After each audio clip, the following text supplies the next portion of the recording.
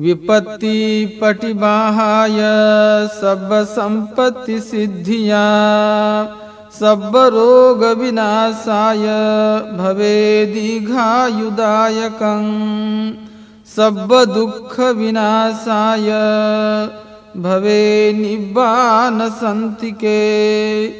भन्ते अनुग्रहं कृत्वा परितवृथमङ्गलम्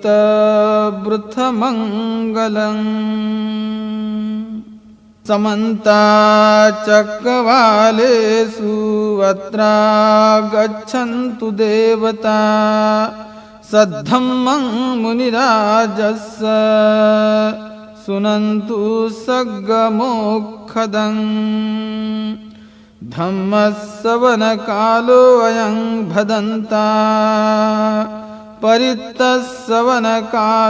अयं भदन्ता।